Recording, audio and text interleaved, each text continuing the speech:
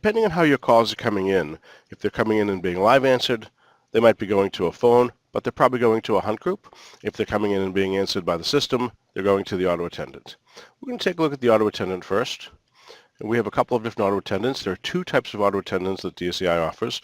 A basic auto attendant gives you certain features, and a standard auto attendant adds in features to that. The basic auto attendant, places we're going to go under the auto attendant, taking a look at the profile for the basic settings, the menus for what the auto attendant is doing, and the announcement repository for what the announcements are saying. Take a look at the profile. When a call comes into the auto attendant, similar to if a call comes in from a hunt group, the caller ID is going to be prefaced with whatever the calling line, last name, and first name are here. So if I made a call to your company and my phone ID said J. Gaffney, when I call through the auto attendant, it's going to preface that with AA Basic-J Gaffney. So then you would know when you see that in your caller ID that that phone call came through the auto attendant. It didn't come directly to my phone. You can have a schedule for the auto attendant. All day, every day is basically going to be using the same schedule 24/7. Or you could have different schedules set and you can build those in the system and choose from those schedules. The scope of the dialing, enterprise, group, department, scope of extension and name dialing. If you have multiple groups, multiple locations, you could set your auto attendant at each location to dial across the entire enterprise, meaning if someone was in the auto attendant in the Boston location, they could also dial numbers in the New York location. They could dial by name to the New York location. If you wanted to restrict that to just one location, you could set it to group, or even you could break it down as far down as into a department within a location. Typically, I see them set to enterprise. And name dialing entries, when you do a name dialing entry, the auto attendant will ask you to enter a few digits of the last name. And if you have it set here, it'll say, please enter a few digits of the last name and then the first name. And that makes it so people have to know the person's last name when they're trying to reach them. Perhaps they only know the first name. I prefer to set it here. This gives you the chance to say the last name and first name, and also the first name and last name. This should really say or. I think of this as last name or first name. And this gives you more flexibility because you could dial, Tony for Tony Smith, or you could dial Smith for Tony Smith, and either one's going to get there. Transfer to operator after 10 seconds of inactivity. It's an important number, this 10-second timer. We're going to hold on to that, put a pin in that, and we'll take a look at what that does in just a second. So I don't want to make any changes here. I'm going to hit cancel. I'm going to go back up to the top of the auto attendants for a second. We were looking at the basic auto attendant. For the standard auto attendant, you have a few more features in here. You have lost the option for the schedule. It still exists, it's just in another place. It's living under the menus. But the rest of the settings are all the same. I'll go back up to the auto attendant, and we're going to take a look at the standard auto attendant for now, because the standard auto attendant has more features. It has the same features as the basic, plus a few more, and I'll distinguish between the two. So if we go over to the menus for the standard auto attendant, we have three menus: business, after hours, and holiday. If you have a basic auto attendant, you will only see business and after hours. So if I go to the business hours, it tells me what the business hours are doing. Kind of from the bottom up here, the main part of the auto attendant is what the different options are doing here. If they press key 0 or 1 or 2 or 3 or so on, and they're going to get sent out to whatever these actions are, and that action might send it out to a phone number. So from the top down, we're using the personal greeting. The default greeting is very generic. It has a few options for name dialing or extension dialing or getting to the operator. But we have a personal greeting we've loaded. If we wanted to change that, we have various other greetings you might choose from, things that have been loaded. That personal greeting is going to say something like, thanks for calling. If you know the extension you'd like to dial, please enter it. That is considered first level extension dialing. We have that turned on.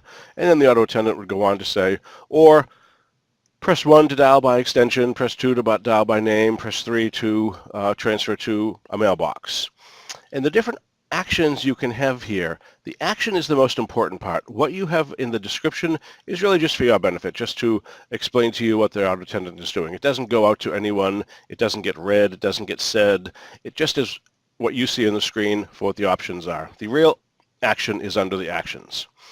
And transfer to an extension or do extension dialing, that's going to let them type in an extension. Name dialing is going to ask them to type in a name. Transferring to a mailbox is going to send it to a mailbox that's attached to the auto attendant. You may or may not have that turned on. It is an extra feature. Generally, what you might do, though, is a transfer with or without a prompt. And I typically see transfer without a prompt, and we're going to send it out to a phone number. Transfers with a prompt are a tiny bit different. If I did a transfer with prompt, the auto attendant might say, please press 3 to transfer to Tony. And it's going to say, once you hit 3, transferring to Tony Smith. And it's going to read off Tony's name, and then it's going to go to the phone number.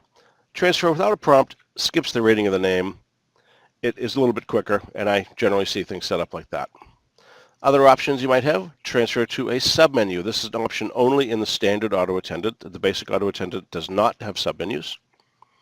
You can have a submenu that you've recorded, and you can play something here.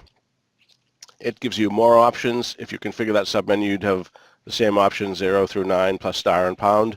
You can have it go to different places. You could play an announcement. Both standard and basic auto attendants have an announcement. You could record a message and pick that message, and it's going to play that announcement. It'll play it twice, and then it'll bounce back up to the top of the auto attendant. This is great for, please press 4 for our hours and directions. You can put in something like that, and then it'll play the hours and directions. People can get the answers they might be looking for quick, and then they come back into the auto attendant. Now, what happens if they don't press anything? Well, someone might call in. They might not know an option to press. They might be calling from an old rotary phone. They might not have their keypad open on their mobile phone, so they can't press anything. It's going to play the auto attendant, and then that timer, that 10-second timer comes into play. Callers who do not indicate a transfer option will be forwarded to the operator. So they hear the message, the 10-second timer comes into play, and then they're going to get forwarded to whatever the transfer to operator action is. And that can be an extension, it could be an auto attendant, it can be a hunt group, it can be anything you'd like. You could forward it to a voicemail box. Transfer to operator is very important because it is the default. I like to think of it as default as opposed to even operator. If you don't have that set, if you have just a transfer, and you do not have a transfer to operator set anywhere in the actions, when a caller calls in, if they do not choose something, they're going to get hung up on, and you probably don't want that. So you want to make sure that you have transfer to operator set somewhere. So these are the typical options. I'm going to apply these. It's going to save those. As long as whatever I am saying here in my greeting here, my personal greeting, matches up with the options I have, my auto attendant will be working correctly. Now that's for the business hours. The after hours might be similar. It could be the exact same thing. It could be something different. A lot of times what I'll see is people will have a after hours setup that is very similar to the business hours setup, but when they do transfers to people, they'll put a star 55 in front of the extension. That way it goes to the voicemail box at night. It doesn't have to go to the person and ring. It goes straight to the voicemail box first. So that is an option there too. And you can have a different greeting for nighttime. You can have a night greeting or a day greeting or so on. And the same thing for holidays. If you wanted to have different holidays, there's a holiday schedule you can use. You can make a holiday schedule, and you could have different options for a holiday. Holiday schedules are available in both the basic and the standard auto attendant. But the basic auto attendant is going to use the nighttime message for the holiday message. The standard auto attendant can use a holiday message for the holidays. It's going to be a little bit different menu, different message. You have those three options, whereas a basic auto attendant, you only have business hours and after hours. So after hours gets played as the holiday hours.